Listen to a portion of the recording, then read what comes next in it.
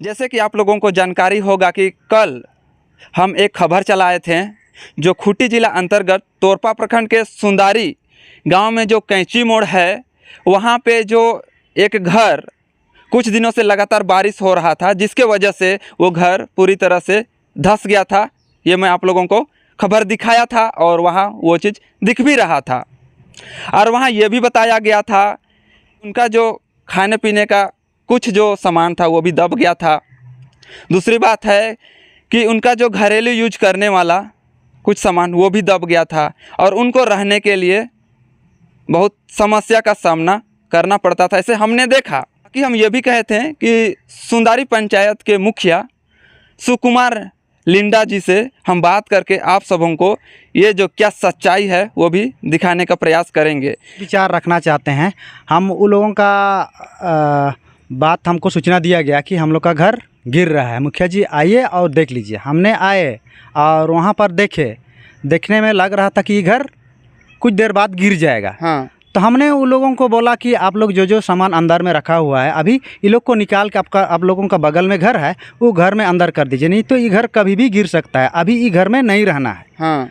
हम ये सब बात उन लोगों को बताने के बाद उन लोगों ने हमको पूछा कि आवास आप कब दीजिएगा। तो हमने उन लोगों को बताया कि अभी बहुत सारे आवास पेंडिंग के चलते अभी अलॉटमेंट सब नहीं आया हुआ है। यदि अगर जब अलॉटमेंट आ जाएगा तो आप लोगों को हम पहला प्राथमिकता के आधार पर आवास देंगे। और दादा वहाँ पर यह भी हमें बोला गया था कि उनको प्रधानमंत्री आवास अभी तक नहीं मिला है और दूसरी बात है जो उनका घर धंस गया है उसको लेकर वो लोग कहे थे कि जो पहले जो काम आया है वो कंप्लीट हो जाने के बाद ये वाला जो है फिर काम शुरू किया जाएगा। इस पे आपका क्या राय है? जी बिल्कुल सही आप बोल रहे हैं। हमने वही बोला था कि पहले का जो आवास पेंडिंग पड़ा हुआ है वो आवास कंप्लीट नहीं हुए हैं, एक के चलते हम लोगों को अभी पंचायत में अलॉटमेंट नहीं आया हुआ है। जैसे ही अलॉटमेंट आएगा हम उन लोगों को आवास देंगे। अच्छा दादा, जैसे कि हमको जानकारी मिला था कि उनको रहने के लिए हम ये भी खबर चलाए थे कि उनको रहने के लिए बहुत ज़्यादा दिक्कत सामना करना पड़ेगा है कि उनका जो घर था वो पूरी तरह से धंस गया था। इसके बारे में आपका क्या विचार है?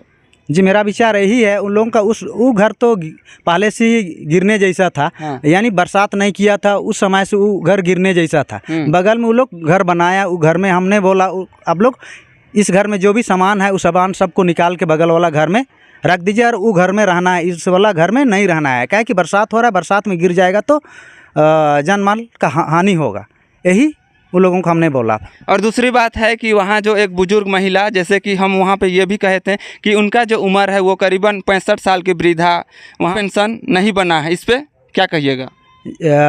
हमने पंचायत सभा में चर्चा की है कि जो लोगों का 60 साल हो गया है, चाहे जिसका पति मर गया है, उन लोगों को हमने पहले ही कैंप लगा के बहुत लोगों का हमने आधार, पासबुक और फ़ोटो लेके सब लोगों का हम ब्लॉक तक पहुंचा दिए हैं। उसको मेरा घर आई थी मेरा पास, हमने उसको यही बोला कि आपका आधार, बैंक और फ़ोटो एक ला दीजिए मेरा पास। वो ला दीजिएगा तो हम आपका सेंसन करवा देंगे। तो उसने मेरे पास आज तक नहीं ला दिया, इस चलते उसका नहीं बना है। उसका सवाल तो नहीं है, उसका पहले मिल रहा था, पेंडिंग पड़ा हुआ है। किस कारण से आधार अपडेट या कुछ कारण से पेंडिंग पड़ा हुआ है, तो उसको देखने जांच करने के लिए हमने उसको आधार कार्ड मांगा लेकिन आज तक हमको उपलब्ध नहीं कराया। इसके चलते उसका क्यों रुका हुआ वो जांच नहीं हो पाया है। अच्छा, वो ये भी कहा था कि उनका जो पेपर वगैरह, आधार कार्ड वगैरह वो कहीं गुम हो गया है, ऐसे वो लोग हमें बताएं, ऐसे हमको जानकारी मिला। वो तो हमको तो ऐसा जानकारी तो नहीं दिए, लेकिन हमको यही बताया कि बाबू मेरा पेंशन काहे नहीं आ रहा है, पहले हमको मिलता था।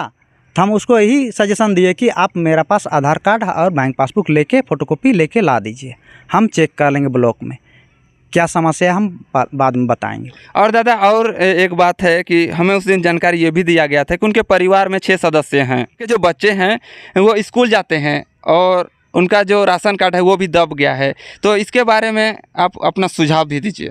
जी बिल्कुल, अगर वैसा बात है तो मेरा संज्ञान में आ गया है। हम डीलर लोग या बीएसओ से पता लगा लेंगे उसका राशन कार्ड नंबर, और उस राशन कार्ड का आधार से हम नया राशन कार्ड उन लोग को अवेलेबल करवा लेंगे। उनके पास दादा ये भी कहे थे कि उनका बटन वाला फ़ोन था।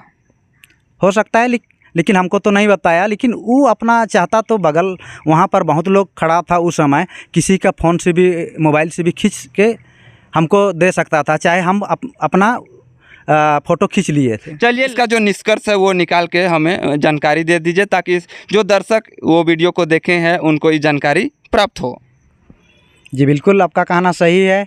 हमने उन लोगों का सुध ही लिया था, और अभी भी हम उन लोगों का सुध ही लेने के लिए तत्पर हैं।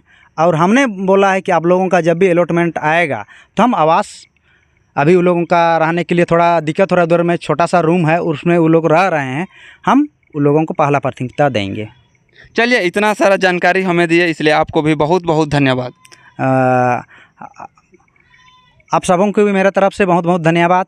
आप लोगों ने आके यहाँ का जानकारी हासिल की, इसलिए मैं इतना ही बोलकर।